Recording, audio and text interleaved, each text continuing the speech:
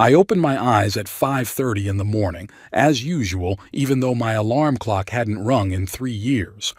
My body remembered the schedule, like I still had to leave at 6:15 to pick up the first passengers on the Saratoga-Boston route. Habit is second nature, especially when you're 75. The first thing I saw was the empty half of the bed.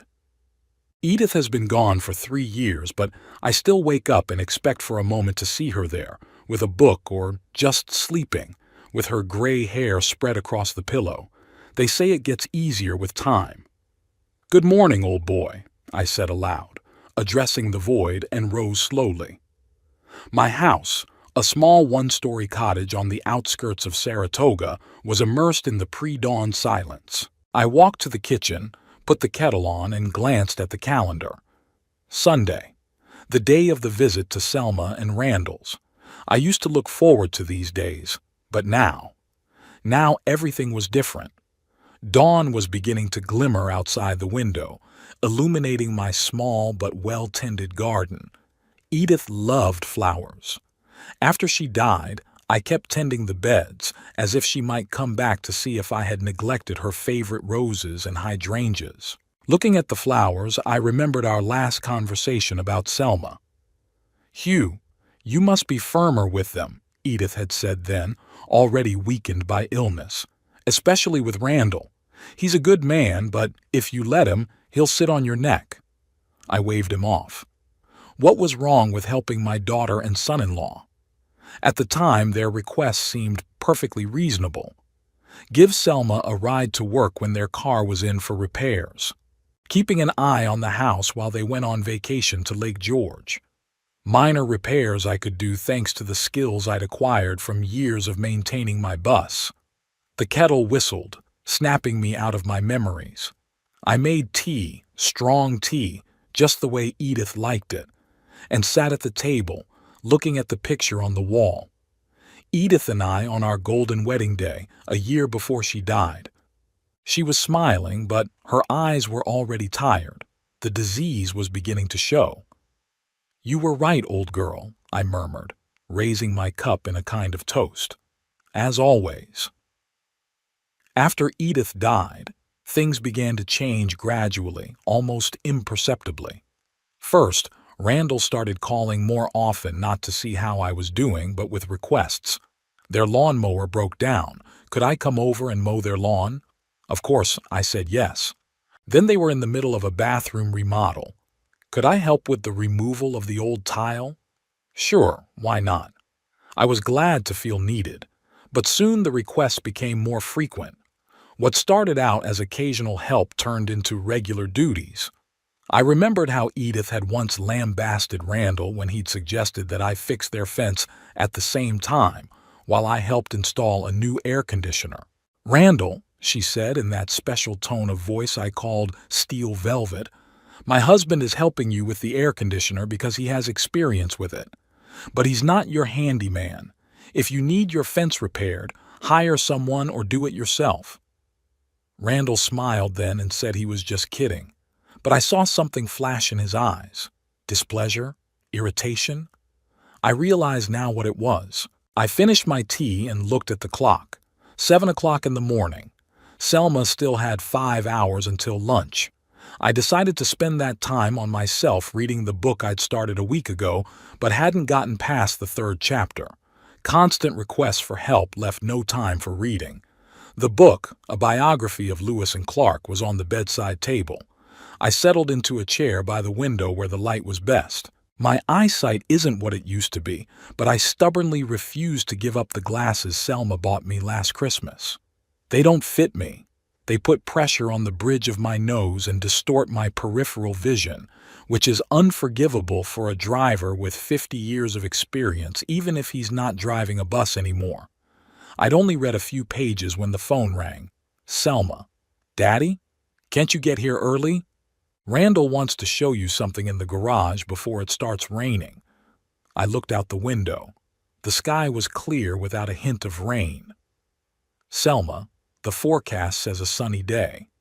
"Oh, you know those weathermen." Her voice became a little strained. "Anyway, Randall's really hoping for your help. It won't be long now. I sighed, closed the book, and put it on the table. Okay, I'll be there in an hour. Thanks, Dad. You're the best. As I hung up the phone, I caught myself thinking that Selma rarely said those words to me unless she needed something.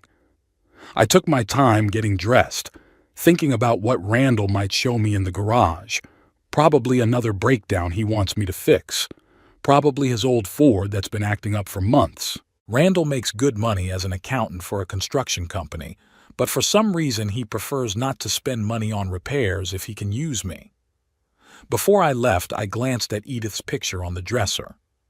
"What would you say now, dear?" I asked. "Be firm." Easy to say. My pickup, a 12-year-old Chevy, started the first time, despite the chilly morning. I kept it in perfect condition, as I did with everything I took on. It was my pride, the last car I'd bought with Edith. On the way to my daughter's house, I reflected on how our relationship had changed. When Selma was little, she used to look at me with adoration. I was her hero, the man who could fix any toy and take her anywhere. When she married Randall, I was happy. He seemed like a decent guy, with a good job and manners. Things went well for the first few years of their marriage. They came over for dinner every week, consulting with us about important decisions. But gradually, something changed. Perhaps it was the money. Randall had always been ambitious and a little stingy. Or maybe it was that Selma became more like him than Edith and me. She began to call less often just to talk. More often, the calls were accompanied by requests for help. Edith noticed these changes and tried to protect me from excessive demands. "Hugh is too kind to refuse," she told Selma, "but his knees hurt after all those years of driving. You can't ask him to paint your house." Selma used to roll her eyes, calling her mother overprotective. And Randall always found a way around Edith's objections by speaking directly to me when she wasn't around. I pulled up in front of their house, a 2-story house with a well-maintained lot and a 2-car garage. The house they'd bought 5 years ago was too big for a family of 3. They had a son, Nash, who was now in college in California.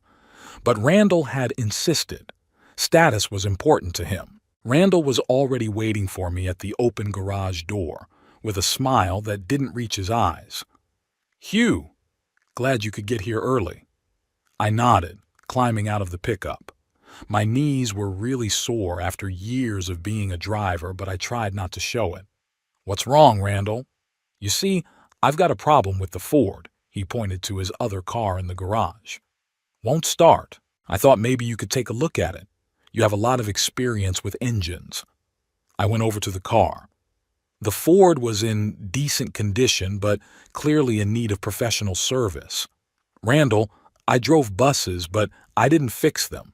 That's what we had mechanics for." "But you know better than I do," he insisted. "Just see if it's something simple." I sighed and opened the hood. Sure, I knew the basics. 50 years of driving would teach you what was going on with a car. But I wasn't a mechanic. While I was examining the engine, Randall kept saying, "By the way, while you're here, could you take a look at the porch roof? There's a leak there, and the back door squeaks awful. Oh, and Selma was wondering if you could be here next week when they come to install the new refrigerator. We're both at work and you're staying home anyway." I straightened up, feeling the pain stabbing through my back. This was it. Not just a car repair, but a whole list of tasks. And this before a dinner I'd been invited to as a guest, not a handyman. Edith was right. She always saw right through people. In the last months of her life, she often warned me, "Don't let them use you, Hugh. You deserve respect. You're their father, not their servant." But I always found excuses. They're busy. They have stressful jobs. They have a mortgage. They're young. They need help. What else is an old man like me to do? "Randall," I began, but was interrupted by Selma. "Daddy, you're here, all right?" She gave me a quick kiss on the cheek. "Did Randall show you the car? We need it right away. I have important appointments at the clinic next week." "Selma, I'm not sure I can fix it. It needs a real mechanic." "But you've always fixed things," she frowned. Remember when you fixed my bicycle when I was 8? A bicycle and a modern automobile are different things, dear. Just try it, Daddy. Her voice got harder. For us. You know Randall's going through a rough patch at work. We're saving money. I looked at my daughter, the 40-year-old woman who had once sat on my lap and asked me to tell stories of long-distance travel. Now there was only impatience in her eyes, waiting for my agreement.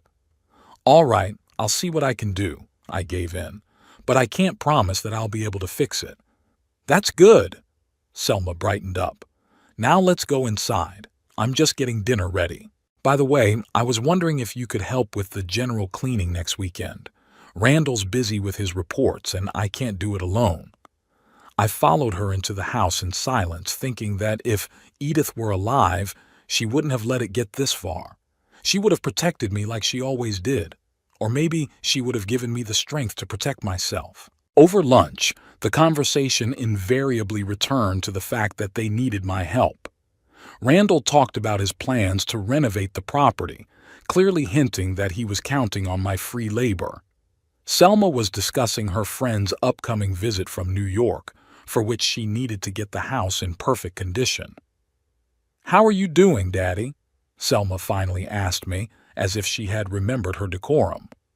"Not bad," I answered. "I've started reading a book about Lewis and Clark." "Oh, that's interesting," she said, clearly not listening. "By the way, there's a light bulb burned out in the basement. Would you mind replacing it this afternoon?" Randall is afraid of heights.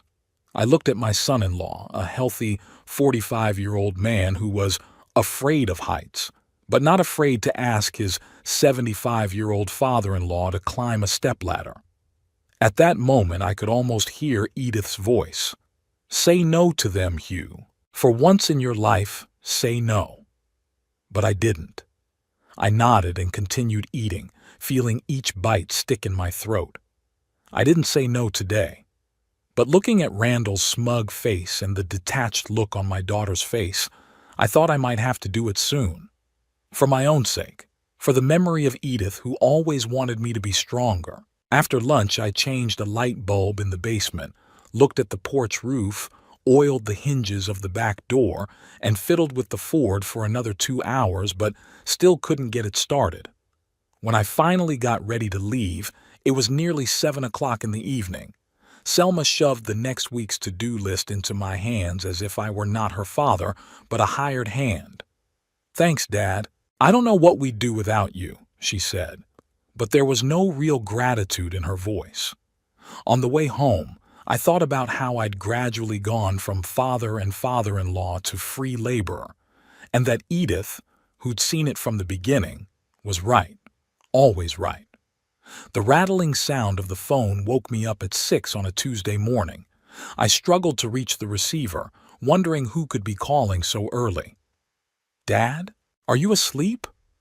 Selma's voice sounded annoyed, as if I'd woken her up, not the other way around.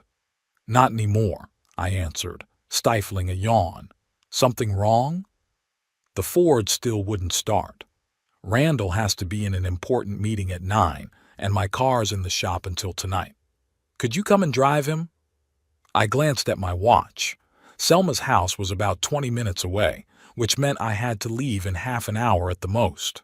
"All right, I'll be there in 45 minutes. "Daddy!" Her voice became shrill. "Randall has to be there by 9 o'clock. 45 minutes is too long." "Selma, I have to at least wash up and get dressed." "Okay, but try to hurry." She hung up without saying goodbye. I sighed heavily. I'd gotten home late last night after a day spent trying to fix the Ford. My knees and back were still sore from standing in a reclined position over the engine for hours. After a quick wash and a slice of toast and tea, I got into my pickup. The morning was cool and misty, typical of early fall in Saratoga. I drove through the waking city thinking about how often Selma and Randall had called with similar requests lately. It was becoming a system. When I pulled up to their house, Randall was already waiting outside, tapping his foot nervously. He was wearing his best suit, the navy blue one with the tie I'd given him last Christmas. "Finally!" he exclaimed, climbing into the passenger seat. I thought I was going to be late. Good morning, Randall, I said, trying to stay calm. Yeah, good morning. He looked at his watch. We need to get to the business center, and fast. I pulled onto the road, mentally noting that I hadn't heard a thank you, or even the usual greeting. Randall was busy on his cell phone, occasionally taking his eyes off the road to tell me where to turn or overtake a slow-moving car, like I hadn't driven buses on these roads most of my life. Left here, he pointed to the turnoff to a modern office building. You can drop me off at the entrance. I stopped, and Randall jumped out of the car, dropping me off as he went. Pick me up at 5. Don't be late.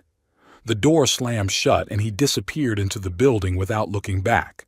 I sat in the car, staring after him, thinking about how it had come to this. When exactly did I go from being a respected father-in-law to a personal chauffeur?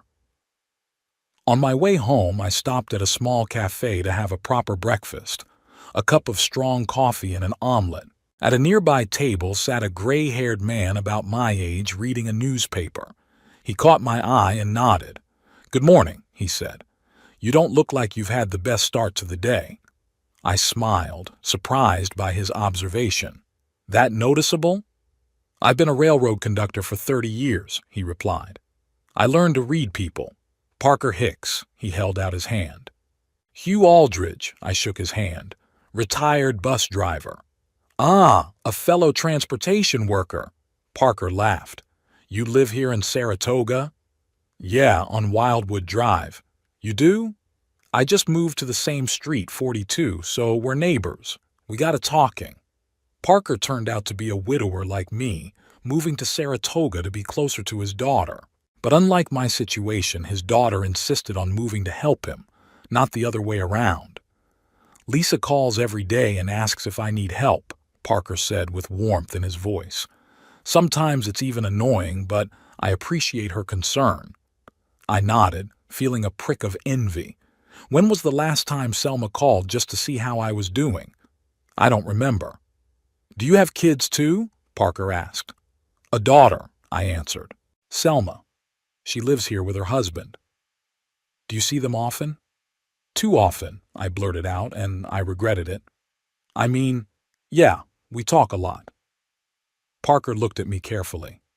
"You know, in 30 years on the railroad, I've learned not only to read people, but also to listen to what they don't say." I hesitated.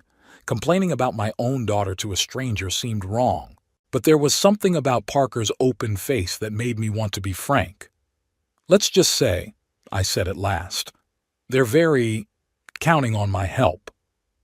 "I see," Parker nodded.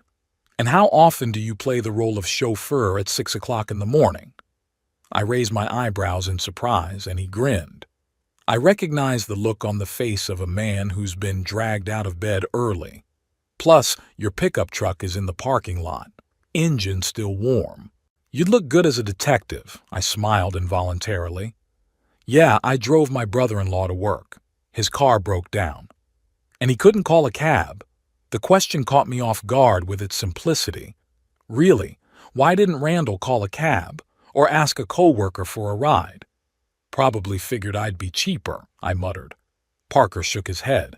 "You know, Hugh, my wife Virginia always said, 'Respect can't be bought, but it's easy to lose.' It sounds as if your family has begun to lose respect for you." His words echoed painfully in me, reminding me of Edith's warnings. We exchanged phone numbers before we parted ways, and Parker invited me to stop by his place for a weekend barbecue. "Nothing fancy, just steaks and beer, unless your family has some renovations planned for you," he added with a chuckle. When I got home, I found the red light blinking on my answering machine. A message from Selma. "Dad, I forgot to tell you this morning. We're getting the building materials for the porch on Thursday. Randall will be at work and I'm at a conference. Would you mind taking delivery? Oh, and by the way, our lawn is completely overgrown. Why don't you come by today and mow it?" I looked at the phone, feeling the irritation building inside. I'd already taken Randall to work today, and I had to pick him up at 5.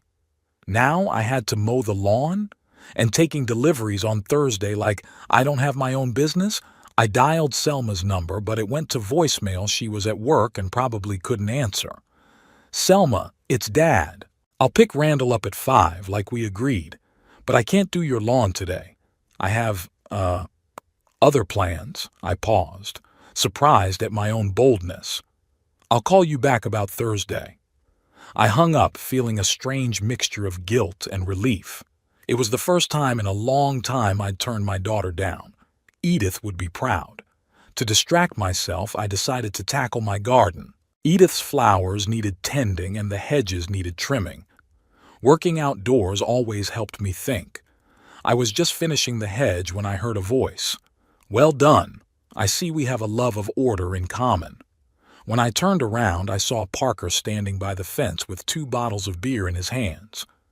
I thought you could use some refreshment after all that work, he said, handing me one of the bottles. We sat on a bench in my garden enjoying the cool beer and the warm fall sun. It's a beautiful garden, Parker remarked. Your work? My wife's, actually, I replied. Edith loved flowers. I'm just maintaining what she created. How long has she been gone? 3 years. Cancer. Parker nodded. Virginia's been gone 5 years. Heart. You know what the hardest thing is? Having no one to talk to in the evening, just to share thoughts about the day gone by. I nodded understandingly. That's what I miss the most. Our evening conversations with Edith, when we discussed everything from politics to neighborhood gossip. And your daughter? Parker asked. Do you have heart-to-heart talks with her? I gave a wry chuckle. Selma is too busy with her life. And what are we supposed to talk about? Lately, our conversations have been reduced to a list of things I have to do for them. How many of those things are there? More and more, I took a sip of beer. You know, things were different when Edith was alive. She was, protected me, if you could call it that, kept them from demanding too much. And now there's no one to protect you. The question was direct, but not offensive. Parker looked at me with genuine interest. I have to defend myself now, I answered, but frankly, not very successful at it. Why? Parker asked. You do not look like a man who lacks character, I wondered. Why really? All my life I was independent, made decisions, was responsible for my passengers, for my family. When did I become so, submissive? Probably because it's my daughter, I finally said. It's hard to say no to your own child. Even if that child is taking advantage of you? Parker shook his head. I apologize if that sounds harsh, but from the outside, that's what the situation looks like. My phone rang, interrupting our conversation. Selma. Dad? You left a message saying you couldn't mow the lawn, but it really has to be done today. We have guests coming tomorrow from Randall's company and everything has to look perfect. Selma, I've already told you I have other plans. What plans could be more important than helping your own daughter? Her voice became harsh. Randall is really counting on you. I looked at Parker, who pretended not to listen but clearly heard everything. I've already taken him to work at 6 o'clock this morning and I'll pick him up at 5. I think that's enough. But the lawn. Hire someone. I was surprised at the firmness in my own voice. Or have Randall do it himself this weekend. You're getting selfish, Dad, she sounded accusatory. After all we do for you. What exactly do you do for me, Selma? The question hung in the air. There was silence on the other end of the line. You know what I mean, she murmured at last. We're always here for you if you need anything. But somehow it's always me who needs something from you, not the other way around, I said, amazed at my own courage. I'll pick Randall up at 5, like I promised. Goodbye, Selma. I hung up the phone, feeling my heart pounding. Parker looked at me with respect. Bravo, he said quietly. The first step is always the hardest. I nodded, still stunned by my determination. Edith had always said, Hugh, you're too kind. People take advantage of that. Maybe it was time to stop being so kind. At 5 sharp, I pulled up to Randall's office. He came out 10 minutes later, talking on the phone and gesturing to me that he'd be done soon. "Yes, of course, Mr. Jenkins. I'll have everything ready for tomorrow's meeting," he said as he got into the car. No, it's no problem. I'll see you tomorrow." He put the phone away and turned to me. "Home and hurry up. I have a lot of work to do tonight." "No, hello, no, thanks for coming. Nothing." "Selma called today," I said, pulling into the driveway. "She wanted me to mow your lawn." "I?" Randall looked annoyed.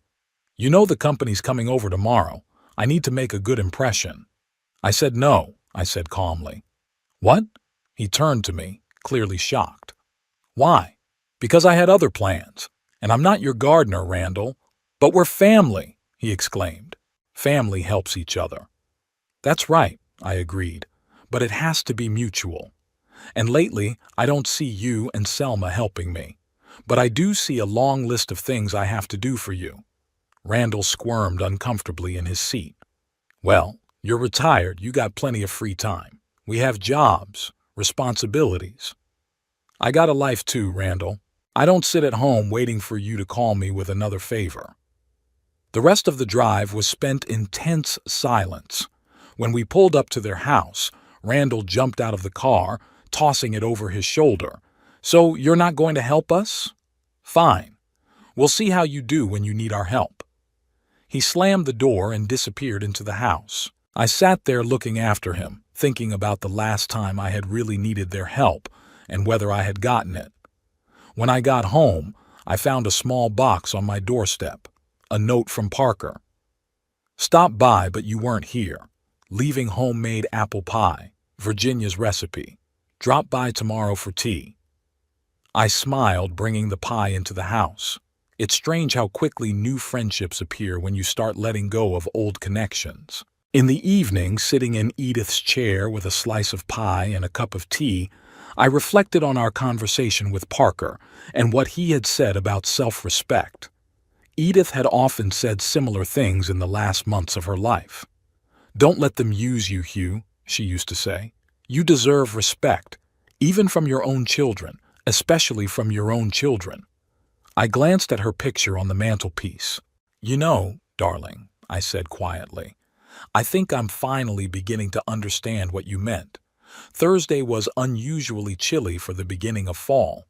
The rain had been pounding on the roof of my house since early morning and I didn't feel like going out. But I decided to keep the promise I had made to Selma about taking delivery of the building materials after all. I had already agreed to it. At 10:30, I pulled up in front of their house. The street was deserted. The neighbors had long since left for work. I settled on the veranda in an old wicker chair I had once given Selma and Randall and waited for the delivery truck. Sitting there, I thought back to our last conversation with Parker. After that day when I refused to mow the lawn, we started seeing each other more often. Yesterday, over a game of chess, he told me about his daughter Lisa. "She insisted that I move in with them in a large house with a separate annex for me," said Parker, moving the queen. "But I refused. Do you know why?"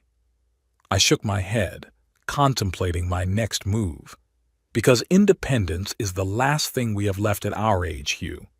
When your body starts to fail and your friends are leaving one by one, being able to decide for yourself how to get through the day is a treasure you can't give away."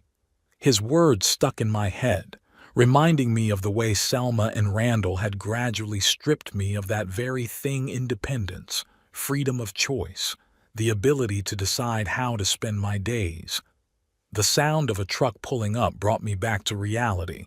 A large van with a construction store logo pulled up in front of the house. The driver, a young guy with tattoos on his arms, jumped out of the cab. "Delivery for Randall Price?" he asked, checking his clipboard. "Yeah, I'm his father-in-law," I answered, rising from my chair. "I'll take delivery." The driver nodded and opened the back door of the van. Inside was a mountain of materials: boards, sheets of plywood, bags of cement, boxes of fasteners, and tools. "Sign here." He handed me a clipboard. Where to unload? I looked at the amount of materials. Randall had talked about a small repair to the porch, but this would be enough to build a whole new addition. Let's go under the garage overhang, I suggested. It's dry there. For the next hour, the driver and his partner, whom I hadn't noticed before, hauled heavy materials. My knees whimpered in protest. My back ached with every movement, but I stubbornly continued to help. Pride did not allow me to show that at 75 I could no longer do such work. When we finished, I struggled to the chair on the veranda and sank heavily into it, feeling my heart pounding from overexertion. The driver, about to leave, gave me a concerned look. "Are you all right, sir? Can I get you some water?" "I'm fine," I said with a wave of my hand. I just needed to catch my breath. When the van pulled away, I pulled out my cell phone and dialed Randall's number. He answered after the 5th ring. "Yeah, Hugh. I'm a little busy." "The delivery's here," I said. "It's all stacked up in the garage. But Randall, that's enough material for a whole house, not a porch." "Oh yeah," I could hear the impatience in his voice. "I thought I'd renovate the side addition and the back patio at the same time. If I'm gonna do it, I'm gonna do it right? "And who's going to do all this?" I asked, already guessing the answer. "Well, I thought you'd help," he said, like it was the most natural thing in the world.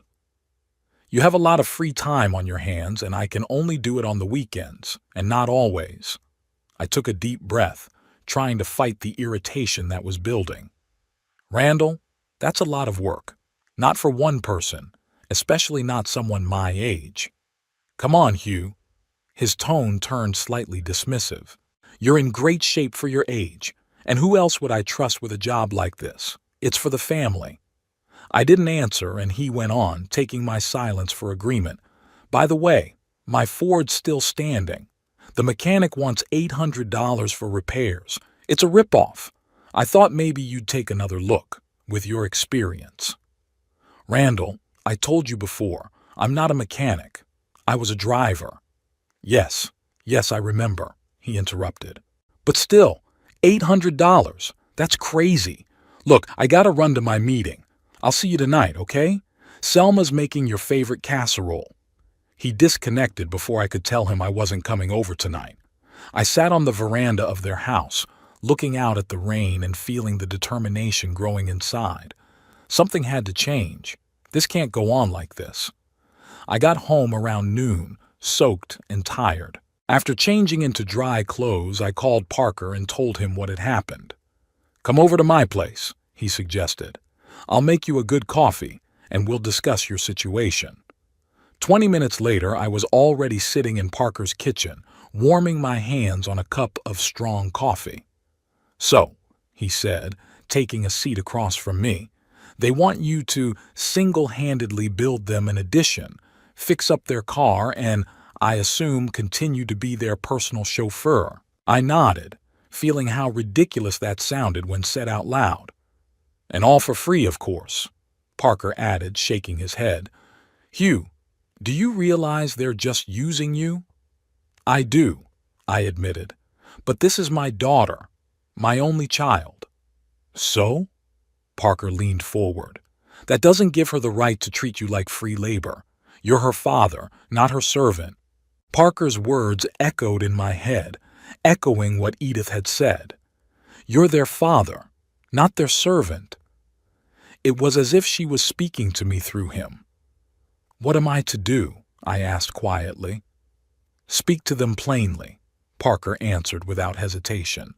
"Tell them you're willing to help in a reasonable way, but you can't be their full-time employee. And if they don't realize that, perhaps you need to distance yourselves for a while." "Distance?" I raised my eyebrows. "Are you suggesting I stop communicating with my own daughter?" "Sometimes people only appreciate what they have when they lose it," Parker shrugged. "Virginia often said, 'The best lesson is the one taught by life itself.'" We talked for a few more hours. Parker told how, after his wife died, his son tried to control his life by insisting that he sell the house and move into a nursing home for his own good. and how he steadfastly refused, after which his son didn't speak to him for months, and then apologized and acknowledged his right to be independent. "Sometimes you have to be willing to lose something to keep yourself," Parker said in parting. "Think about it. Back home, I sat in Edith's chair and looked at her picture for a long time. What would you do in my place?" I asked quietly. Of course, the picture didn't answer, but I knew the answer. Edith never let anyone overstep the boundaries of respect, not even our favorite daughter. I picked up the phone and called Selma. "Papa?" Her voice sounded surprised. "Are you coming over for dinner?" "No," I answered calmly. "We need to talk, Selma. A serious talk. Could you and Randall come to my place tomorrow night?" "Tomorrow?" She hesitated. "We have plans. Dinner with Randall's co-workers." "Saturday, then," I suggested. "It's important, Selma." "Okay," she sighed. "Saturday, 6 o'clock at night. But what's wrong?" "We'll talk when we meet," I said goodbye and hung up. The next day was spent in preparation. I didn't just want to say everything that had accumulated. I wanted to be ready for any outcome, including the most radical. I pulled a small suitcase from the mezzanine, the same one Edith and I had taken on our last trip to the coast of Maine together 6 months before she died. I carefully stowed several sets of clothes, personal hygiene items, medications, a photograph of Edith, and a small box of memorabilia. Parker, whom I told of my plans, offered to let me stay with him if I needed to.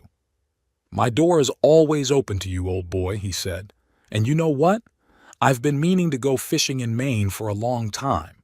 Will you keep me company if your family negotiations don't go according to plan?" I nodded gratefully, touched by his friendly encouragement. Saturday night at 6 o'clock sharp, Selma's car pulled up. She and Randall entered the house with strained smiles. "Hi, Daddy." Selma pecked me on the cheek. "We won't be long. We still have plans for tonight." "Don't worry, it won't take long." I pointed to the couch in the living room and sat down in the chair across from them, the same one Edith always occupied during serious family conversations. "What's the matter?" Randall looked impatient. "Was there something you wanted to talk about?" I took a deep breath and began. "Our relationship has changed a lot in the last 3 years since Edith's passing, and I don't think it's for the better." Selma tensed, and Randall crossed his arms over his chest with the look of a man ready to defend himself. "What do you mean?" Selma asked cautiously. "I mean that I've gone from father and father-in-law to free labor for your family," I said bluntly. "Driver, gardener, handyman, watchman. The list goes on. And all this without a single thank you or even an acknowledgement that my time and effort is worth something too." "But we're a family," Selma exclaimed. "A family helps each other." "That's right," I agreed. "A family helps each other, but the help must be mutual and voluntary, not one-sided and forced." "We really appreciate your help, Daddy," Selma began, with the tone she used when she was a child, when she wanted to beg for something. "You know how busy we are, how hard we work." "Don't you think I've been working?" I interrupted. 50 years driving a bus, providing for your family, raising you after your mother died when you were 12. Edith and I never asked our parents to sacrifice their time and health for us. We managed on our own. "Times have changed," Randall interjected. "Things are more expensive now. Life is more complicated." "That's no excuse for using a loved one," I said firmly. "I'm willing to help you when you need it. But I'm not your free labor, Randall. I won't build you an addition, fix your car, or be your personal driver. I deserve respect and the right to decide for myself how to spend my days." There was a heavy silence in the room. Selma looked at me like she was seeing me for the first time. Randall frowned, tapping his fingers on the armrest of the couch. "Is that all you had to say?" Selma said at last. "Invited us here to accuse us of asking for help." "Not asking, but demanding," I corrected. "And yes, I wanted to make the boundaries clear. I am ready to help, but within reasonable limits and when I think I need it. And not at your first call, leaving my own business. What business could you possibly have? Randall snorted. You're retired. That comment hit me harder than I'd expected. It was as if I was no longer a person entitled to my own time and interests when I retired. I have a lot of things to do, Randall, I replied coldly. I read books. I go out with friends. I tend Edith's garden. I live a full life that doesn't revolve around your needs. Selma jumped up from the sofa, her face flushed with anger. I can't believe it. You've become so selfish, Daddy. We ask for a little help, and you act like we're exploiting you. Aren't we? I remained calm, which only seemed to annoy her more. When was the last time you called me just to see how I was doing? Not with a request, not with a demand, but just to talk? Selma opened her mouth but closed it immediately, unable to find an answer. Exactly, I nodded. We only see each other when you need something from me. This isn't family, Selma. It's use. Randall stood up, taking Selma's hand. I think we should go now. Obviously, you've turned against us. Maybe when you cool down, we can talk normally. I'm perfectly calm, I assured him. And I really need your answer. Are you willing to respect my boundaries and my right to decide when and how I can help you?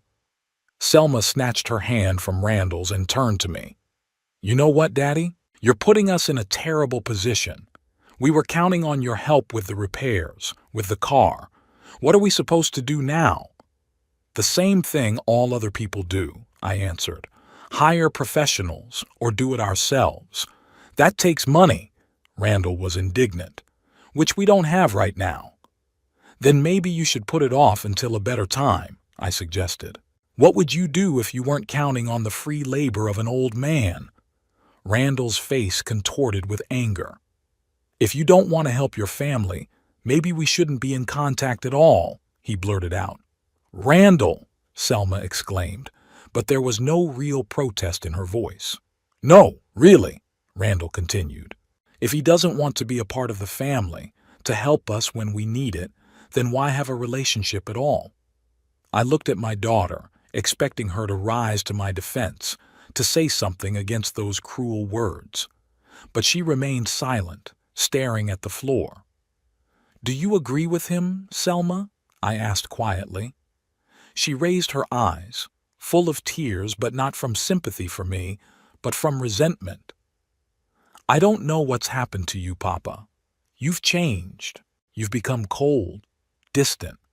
If you don't want to help us, if you think it's such a burden, maybe Randall's right. I stared at her, feeling something finally break inside me.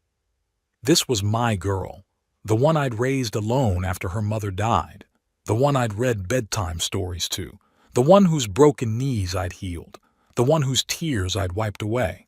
And now she stood in front of me, practically rejecting me because I dared to ask for simple respect. Okay, I said at last. If help is the only thing that binds us together, if you don't need me without it, then the choice is clear. I stood up and walked slowly out of the room. They stared at me in silence, clearly not understanding what I was doing. I came back a minute later with a suitcase in my hand. Daddy?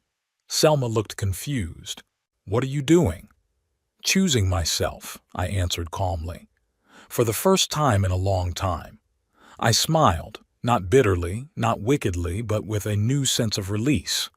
I put the suitcase down, went to the picture of Edith on the mantelpiece, took it carefully, and put it in the side pocket of the suitcase. You can't just go away, Selma looked stunned. Where are you going to go? I have a place, I smiled again, and friends who appreciate me not for what I can do for them, but for who I am. I picked up my suitcase and headed for the door. Selma and Randall stood frozen with shock, clearly not expecting this turn of events. They thought I'd give in, apologize, agree to their terms as I'd always done. If you change your mind and decide you need me as a father and not as free labor, I said, turning around in the doorway, you know where to find me. I stepped out onto the porch, feeling oddly light. The sun was already setting, coloring the sky with pinks and golds. I took a deep breath of the evening air and walked down the path to the gate without looking back. Behind me, I heard Selma run out onto the porch. "Papa!" she shouted. "You can't just leave. We're family." I turned around, still smiling. Family is built on love and respect, Selma, not on being used. When you're ready for a real family relationship, I'll be glad to see you. With those words, I walked out the wicket and down the street, feeling myself getting a little freer, a little stronger with each step. For the first time in the 3 years since Edith's death, I felt that I was doing exactly what she would have wanted me to do, protecting myself, my dignity, my right to be respected. I didn't look back, but I knew Selma was still standing on the porch, staring at me with disbelief and shock. She had never seen me act so forcefully. This was a whole new man to her, not the malleable father she could manipulate, but a man with a sense of dignity. When I reached Parker's house, I knocked on the door. He opened it almost immediately, as if he'd been waiting for me. "Did it work?" he asked, looking at my suitcase. "They chose," I shrugged. "And so did I." Parker nodded understandingly and stepped back, letting me into the house. "Welcome to your new life, Hugh," he said. "How about a fishing trip?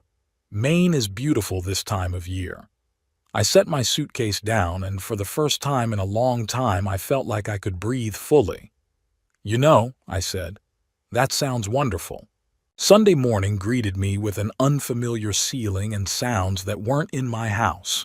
The quiet hum of the refrigerator behind the wall and the muffled noise of the neighbor's lawnmower. I lay in Parker's guest bedroom, remembering the events of last night and marveling at my own resolve. I, Hugh Aldridge, 75 years old, a former bus driver, had left home for the first time in my life, slamming the door. Or rather, I slammed it gently behind me, but that didn't change the point. "Good morning, fugitive." Parker stood in the doorway with 2 cups of coffee. "How did you sleep in your new place?" "Surprisingly well." I sat up in bed, accepting the cup. "Thanks for the shelter." "It's nothing," he said. "That's what friends are for." We ate breakfast on the veranda, looking out at the pinking morning sky. Parker didn't ask about the details of last night's conversation with Selma and Randall, for which I was grateful. Instead, he unfolded a map on the table. "Here's my suggestion," he said, pointing to a curving line heading north. "We go to Maine, to Sebago Lake. An old friend of mine has a small shore house there that he rents out to fishermen. It's off-season, so the cabin is available. A week of fishing, fresh air, and no strings attached. What do you say?" I stared at the map, feeling a long-forgotten sense of anticipation awaken inside. Edith and I loved to travel when she was alive. I hadn't been out of Saratoga much in the last 3 years, except for trips with Selma and Randall. "That sounds wonderful," I replied. "When do we leave?" "What's wrong with today?" Parker smiled. "If we leave in a couple hours, we'll be there by tonight. That's what we decided." I called a neighbor, Mrs. Peterson, and asked her to look after my house and Edith's flowers. The old lady promised to water the roses and check the mail. We left at 10 in the morning in my pickup truck. Parker insisted that I drive. "You're a professional driver," he said. "I've spent my whole life on trains and I don't feel comfortable driving." The drive to Maine took about 6 hours. We drove slowly, stopping at scenic spots and small roadside cafes. Parker was a great traveling companion. He knew many stories about his railroad travels and could listen without interrupting. About halfway to Sebago Lake, I realized that I hadn't checked my phone since this morning. Usually I kept it handy, waiting for Selma to call me with another request. Now, the phone was in the glove compartment and it didn't bother me at all. "What are you thinking about?" Parker asked, noticing my thoughtfulness. "About freedom," I answered. Strangely, I felt more free now, sitting in a car hundreds of miles from home, than I did when I was in my own living room. Parker nodded understandingly. Sometimes you have to be physically distant to feel emotionally liberated. "You know what my Virginia used to say? Freedom is not the absence of obligations, but the ability to choose for yourself what obligations to make. I nodded, thinking that Edith would probably agree with that.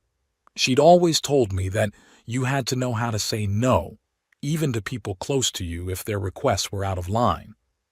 I wish I'd listened to her sooner, I muttered. Who? Parker asked. Edith, my wife. She warned me that Selma and Randall would use me if I let them, and she was right. She always is. It's never too late to start listening to wise counsel, Parker observed, even if it was years ago. By evening we reached Sebago Lake. The cabin of Parker's friend turned out to be a small log structure 100 meters from the shore. Nothing luxurious, but clean and cozy.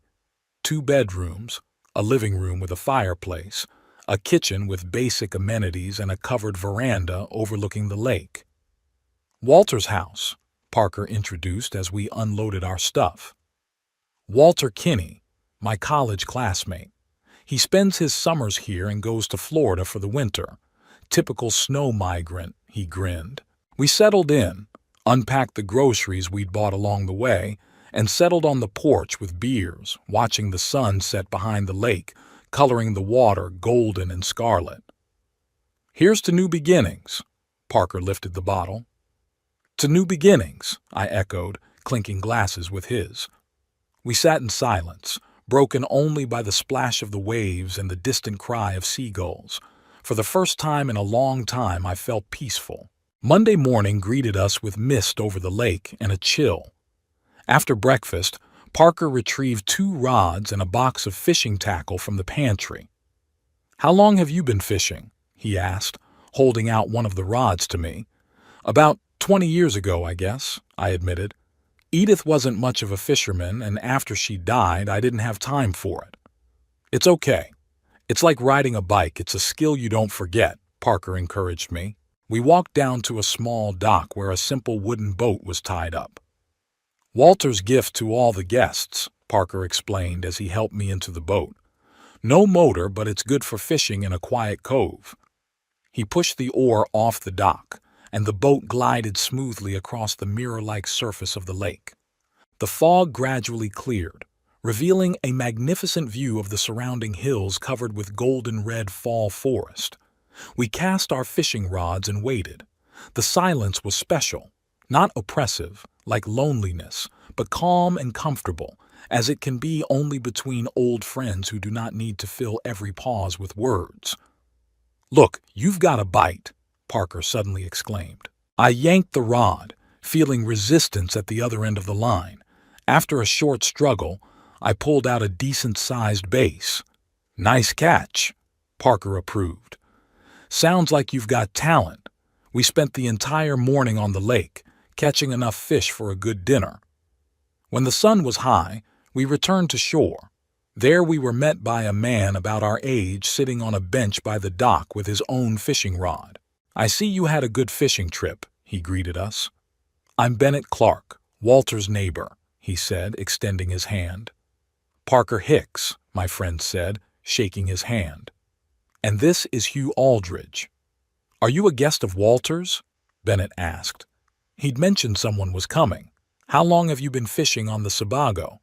First day, I said. But it's a great place. Best in Maine. Bennett nodded proudly. I've lived here for the last 10 years since I retired. Never regretted it. We got to talking. Bennett turned out to be a former high school history teacher. He'd been widowed 5 years ago and moved to the lake, where there was a colony of retired people. There are about 15 of us here, he said as he helped us carry our catch to the cabin. A kind of community. We fish together, organize barbecues, and, in winter, board game nights. Today, by the way, Laura and Jim are having their wedding anniversary party. The 50th, you know. You should come. We don't want to impose, I said. There's no imposition, Bennett said. All of Walter's guests are our guests, especially with a catch like this, he winked, nodding at the fish. Parker accepted the invitation enthusiastically, and I didn't object. After lunch, Bennett returned to walk us to Laura and Jim's house, a large one-story structure on the opposite side of the bay. The party turned out to be warm and homey. Elderly couples and single retirees, about 20 people in all, gathered on a large veranda decorated with garlands and flowers. We were introduced to everyone present, and soon I felt as if I had known these people for years. Jim Emerson, the owner of the house and the master of ceremonies, was a former fishing boat captain. His wife Laura had been a nurse all her life. They married very young and went through many trials together. The secret to a long marriage, Jim interjected when someone asked that question. Respect. Without it, even the strongest love won't survive. I nodded silently, thinking about Edith and how we had always respected each other's choices and space. It was that respect that was sorely lacking in my relationship with my daughter and son-in-law. To my surprise, none of the people gathered treated me condescendingly because of my age. On the contrary, when I mentioned my experience driving a bus, many people were interested in asking about the roots and stories of the driver's life. 50 years behind the wheel is impressive, said Eleanor, a former librarian who is now a painting enthusiast. You must have seen the country change from the window of your bus. It was the best viewpoint, I agreed, feeling a surge of pride in my work. I've seen small towns turn into suburbs, whole neighborhoods built and torn down. It was like witnessing history in motion. The evening flew by. We sang songs accompanied by Robert playing guitar, shared stories, laughed at jokes. To my surprise, not once did anyone ask me to fix, help, or do anything, just to keep me company, to share experiences, to be part of the community. By the time Parker and I walked back to Walter's cabin, it was getting dark. The stars over the lake were shining with a brightness you don't see in the city. "You like it here," Parker said. It wasn't a question, but a statement. "Very much," I admitted. "These people, they're so real, and they treat each other with such respect." "Because they chose to be here," Parker said. "Chose these people as their community. No obligations of blood or marriage, just mutual respect and common interests." I pondered his words. Indeed, all these people were here by choice. They had created a kind of family, not by blood, but by spirit. The next days flew by like one. We fished, hiked in the surrounding forests, gathered at someone's house in the evenings to play games or just talk. I got to know some amazing people, each of whom lived a colorful, eventful life. There was Agatha Davis, a former civil rights attorney who, at 70, began writing detective novels. There was Frederick Moon, a former jazz musician who traveled the world. There was Esther and Howard Pierce, a couple who had been teachers in the same school all their lives and raised 5 children. And all of them, absolutely all of them, treated me as an equal, an interesting conversation partner, not as free labor or a burden. On the 4th day of our stay, as Parker and I were returning from a fishing trip, I noticed my phone's missed call indicator blinking. Several calls to be exact, all from Selma. I decided to call her back tonight. "You don't have to," Parker remarked when I told him that. "You're entitled to time to yourself." "I know," I replied, "but I'm still her father. I want to make sure nothing serious has happened." That evening, sitting on the veranda of the lodge with a cup of tea, I dialed my daughter's number. She answered after the first ring as if she was holding the phone in her hand. "Daddy!" Her voice sounded strained. "Finally! I've been calling you all day." "I was fishing," I answered calmly. "What's wrong, Selma?" "What happened?" She was almost screaming. "You disappeared. You didn't tell anyone where you were going. I came to your house and it was empty. I thought something had happened to you." "I went to Sebago Lake with a friend," I said. "And I didn't disappear, Selma. I left after we talked, remember? When you and Randall decided that if I didn't work for you for free, we shouldn't talk." There was silence on the other end of the line. Then Selma continued in a quieter voice. "Dad, that's not what we meant. We were upset. We spoke out of turn." "What did you mean?" I asked, trying to remain calm. "Well, that we needed your help. that we were counting on you. I? I waited for a follow-up, for some kind of admission of wrong, some kind of apology. "And we're in trouble now, Daddy," she said, a whiny note in her voice. The Ford finally broke down. Randall's late for work because he has to take public transportation. And yesterday in the rain, the porch roof leaked and flooded part of the living room. "We need your help, Dad." That's it. Not, "We miss you," not, "We're sorry for what we said," but, "We need your help." I could feel the frustration building inside. "What about what you said? That if I don't want to help, we shouldn't hang out?" "Dad, come on." I could hear the irritation in her voice. It was an emotional moment. We're a family. We need to stick together, especially now that we're in trouble. I remained silent, realizing that she didn't even realize what she was doing wrong. It was normal for her to only turn to me when she needed help and push me away when I asked for simple respect. "So, are you coming back?" Selma asked impatiently. "We really need your help, Dad." I looked out at the lake, at the stars above it, at the warm light in the windows of the neighboring cabins where the people who had become my friends in a matter of days lived. "No, Selma," I said calmly. "I'm not going back now. I'm vacationing with a friend and we plan to stay here for a few more days." "What?" She obviously didn't expect that answer. "But Daddy, we're in trouble," I explained. "I heard," I said. "But you have the option of calling a professional. A roofer can fix the roof. A mechanic can fix the car. I'm busy right now." "Busy? What could you be busy with?" Her voice sounded as if the very idea that I might have a life of my own seemed absurd to her. "Fishing," I answered simply. "Socializing with friends. Life, Selma. My own life." There was silence on the other end of the line. Then I heard muffled voices, something Selma must have been discussing with Randall. "Daddy," her voice became businesslike, "we're really in a tough spot. Randall says if you'll come back and help with the repairs in the car, we're willing to pay you. It's not much, of course. We're having financial difficulties right now, but still. That's fair, isn't it?" I almost laughed. They still didn't understand. It wasn't about money.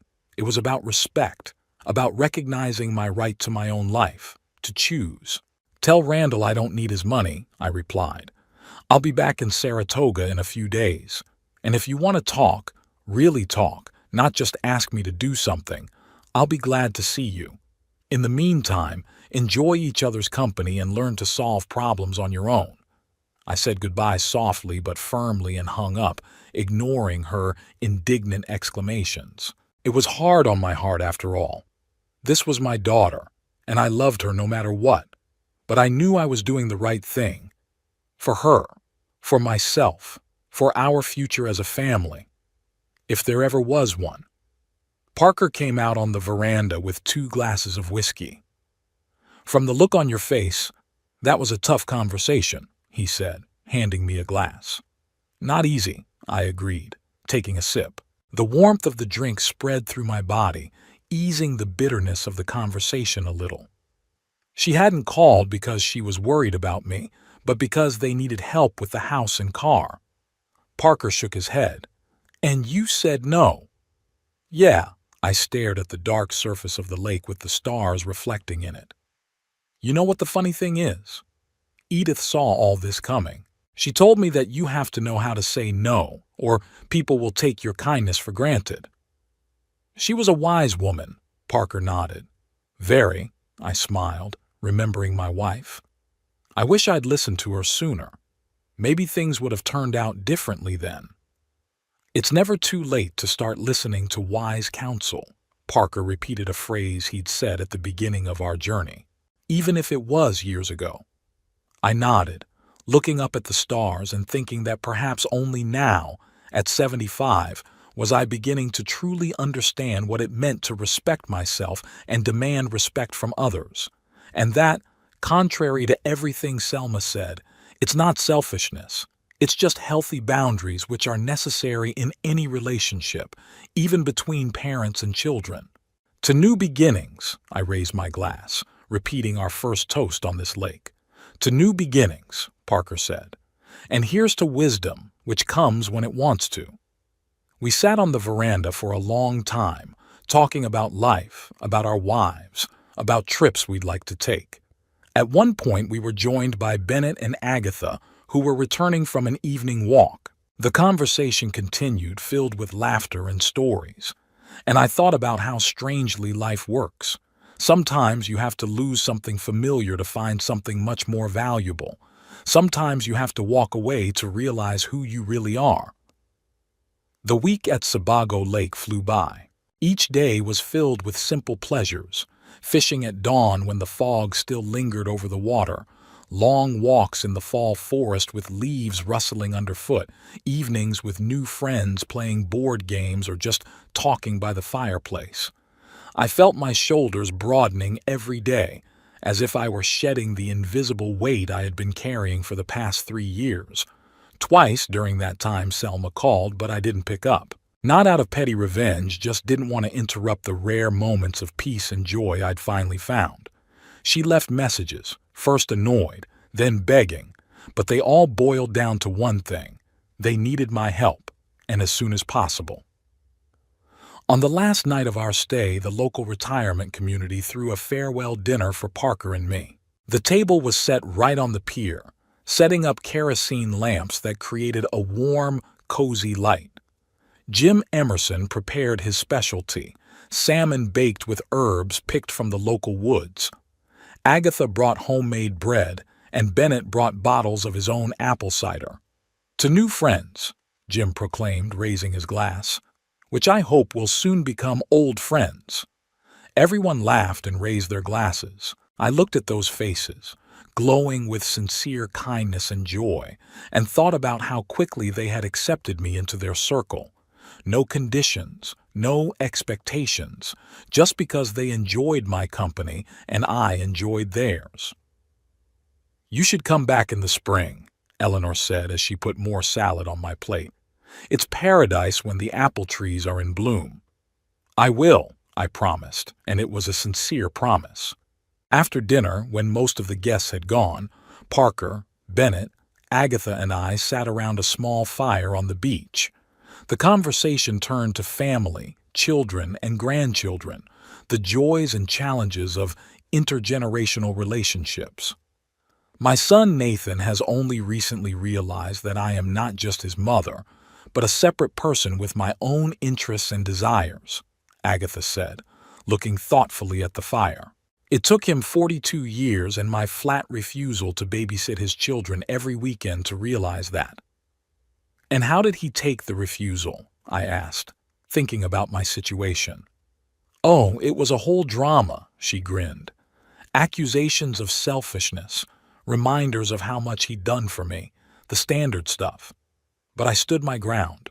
I love my grandchildren, but I want to see them when I want to see them, not on a schedule that suits my son and daughter-in-law. And you know what? After a couple months, things got better. Now they ask if it's convenient for me beforehand instead of just putting it in front of me." I nodded, recognizing in her story echoes of my own. "What about you, Hugh?" Bennett asked. "You don't seem to be doing well with your daughter either, do you?" I talked briefly about the situation with Selma and Randall, how I had gradually become their free laborer, and my sudden decision to leave them. "I recognize the story," Bennett nodded.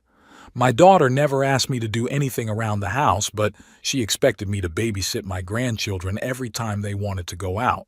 When I refused once again, canceling my plans for the evening, she was genuinely indignant. 'But what could you possibly be doing?' she asked, as if a man in his 70s couldn't have a life of his own. That's exactly the kind of question Selma asked me. I shook my head. It was as if the very idea that I might have my own affairs seemed absurd to her. "It's a common problem," Parker said. "Children, even adults, often see us only in the role of father, mother, grandfather, grandmother. It's hard for them to realize that we are human beings first and foremost, with our own desires, interests, and the right to our own time. The right to our own time, I repeated thoughtfully. It sounds so simple, but somehow it is so hard to defend. Because we often forget that right, Agatha said, especially when it comes to children. We get used to putting their needs before our own, and that pattern persists even when they grow up. We talked for a long time about children, about boundaries, about the importance of self-respect. As I listened to the stories of these people, so different but united by common experiences, I felt a resolve grow inside. I am not alone in my situation, and if they were able to find balance, then so can I. Saturday morning greeted us with pouring rain. Parker and I quickly packed our bags, said goodbye to the lodge owner, and headed back. The drive took longer because of the worsening weather, and by evening, as we entered Saratoga, I was feeling tired, but it was the pleasant fatigue of a man who had had a good time. Parker offered to let me stay at his place another night, but I decided to go home. It was time to face my life head-on. The house greeted me with a chill and a slight musty odor, typical of a room that had been closed for a week. I opened the windows, despite the drizzle, put on the kettle, and began to sort through the mail that Mrs. Peterson had carefully stacked on the table. Bills, advertisements, a couple of magazines I subscribed to, nothing much. Just as I was settling into my chair with a cup of tea, the doorbell rang, sharp, insistent. I knew who it was before I even opened it.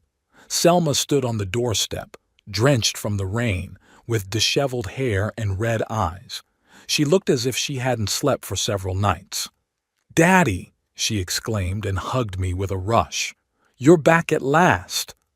I gently pulled away and let her into the house. "You're soaked. Let me make you some tea." She walked into the living room, looking around nervously, as if checking to see if anything had changed in the week I'd been away. "I called you several times," she began with reproach in her voice. "You didn't answer." "I was busy," I replied simply, pouring her tea. "I was on vacation with friends." "With friends?" She looked surprised. "What friends?" "New and old." I didn't go into details. "What's the matter, Selma? You look upset."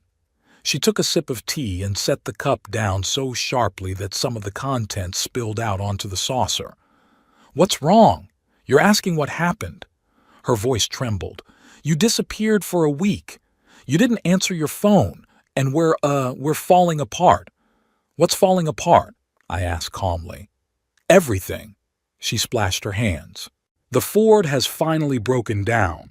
The mechanic says we have to replace the whole engine. The roof on the porch is leaking more and more, and yesterday's rainstorm flooded half the living room. Randall is late for work because of public transportation, and his boss has already reprimanded him, and now the refrigerator is acting up." I listened to this stream of complaints, noting that not once did I hear, "We missed you," or "We were worried," just problems that I had to fix. "And what do you want me to do, Selma?" I asked when she paused to catch her breath. "Help us, Daddy." There was desperation in her voice. "You've always helped us. Look at the car. Fix the roof, at least temporarily." "Randall says he's willing to pay you," she said it like she was doing me a big favor. "It's a little bit of a hardship right now, but still." I looked at my daughter, a 40-year-old woman who was acting like a cranky child expecting Daddy to solve all her problems, and I suddenly realized with startling clarity that I was partly to blame for this myself. I'd indulged her for too long, for letting her use me without asking for anything in return, not even basic respect. "No," I said calmly. "What?" She stared at me blankly. "I said no, Selma. I won't fix your car or your roof or your refrigerator." "But why?" She looked genuinely shocked. "You've always helped. You're my father." "That's exactly why." I took a sip of tea, gathering my thoughts. "I'm your father, Selma. Not your handyman, not your free mechanic, not Randall's handyman. I'm a man who loves you and wants to be a part of your life, but on terms of mutual respect, not one-sided exploitation." "Exploitation?" She looked insulted. How can you say that? We're a family. Yes, we are, I agreed. And that's why it pains me to realize that for the past 3 years we've only seen each other when you need something from me. You don't call just to ask how I'm doing. You don't just invite me over for dinner with no ulterior motive. Every meeting we have comes with a list of things I have to do for you. That's not true, she exclaimed, but there was a flicker of doubt in her eyes. Isn't it? I sighed. Selma, when was the last time you asked about my life? About my interests, my plans, my friends? You were surprised that I had friends, as if you couldn't imagine that I have a life beyond helping you. She opened her mouth to object, but immediately closed it. Her face reflected an internal struggle between her usual pattern of behavior and the realization of the truth in my words. What do you want from me, Daddy? She finally asked quietly. I want to be your father, not your servant, I answered. I want you to call me because you miss me, not because the refrigerator broke. I want our relationship to be built on love and respect, not on what I can do for you. But we're really in a tough spot right now. She looked at me almost pleadingly. We need help. I understand, I nodded, and I'm willing to help, Selma, but not the way I have been, not indefinitely, not gratuitously, and most of all, not as a matter of course. If you're asking me as a father to help you in a difficult situation, I'll do what I can. But if you and Randall just want to save money on repairs at my expense, no. Selma was silent for a long time, staring into her cup.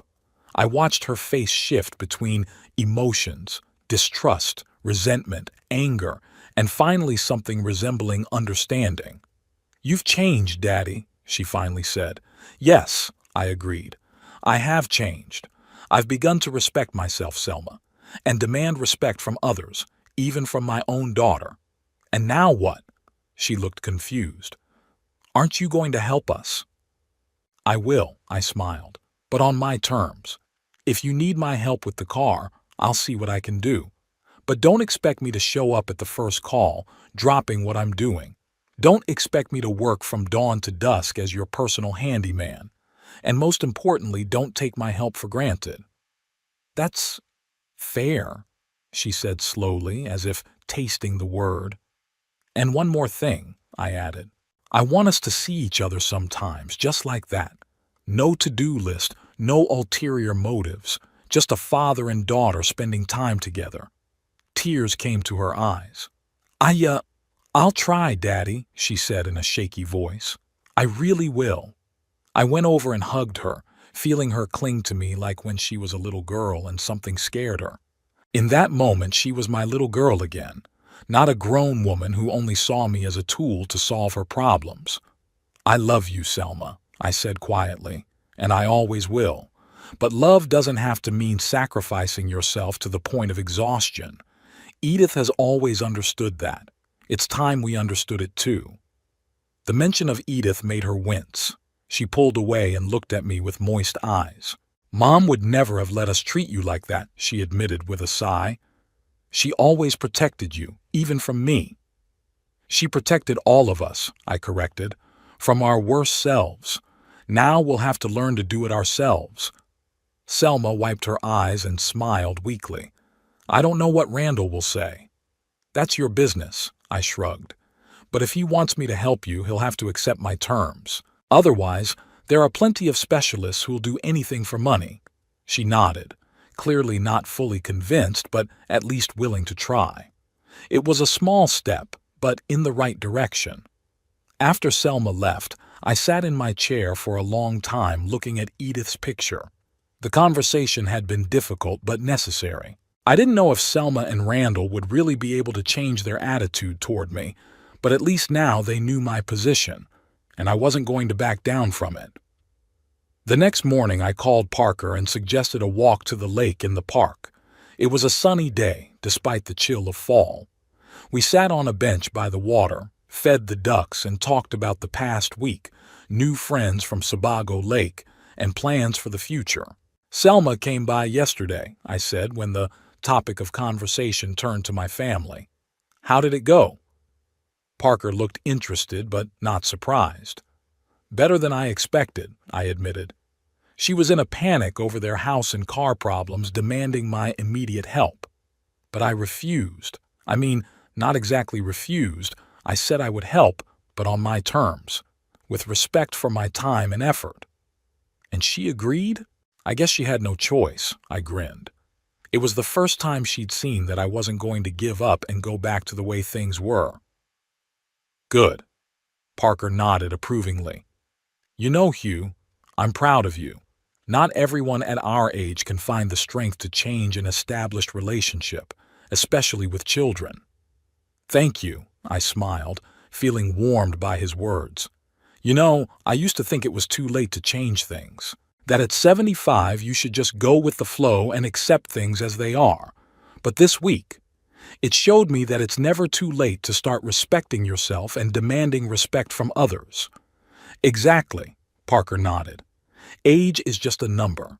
It's how you feel inside that matters. We sat on the bench, looking out at the lake, at the ducks scurrying about, at the fall leaves swirling in the breeze. I thought about how my life had changed in 1 week, about new friends, about a new sense of freedom and self-worth, about the fact that, for the first time in a long time, I was looking to the future with hope instead of tired resignation. Do you know what Edith would say if she were here?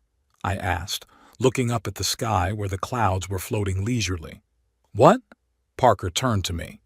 She'd say, I told you, Hugh. I always said you're stronger than you think. I smiled, remembering her voice, her intonation, and she was right. She always was. Smart women are usually right. Parker smiled too. Virginia had said a lot of things to me too that I only listened to after she left.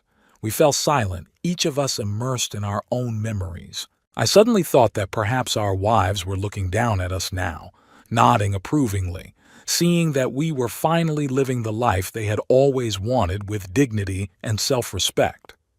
By the way, Bennett called this morning, Parker said, breaking the silence. He and Agatha are going on a little trip up the coast next month. They're inviting us to join them. Sounds like fun, I thought. You know, I think I'm going to go for it. I've been wanting to see the ocean again for a long time. That's great, Parker clapped me on the shoulder. Then it settled. I nodded, feeling the anticipation growing inside me.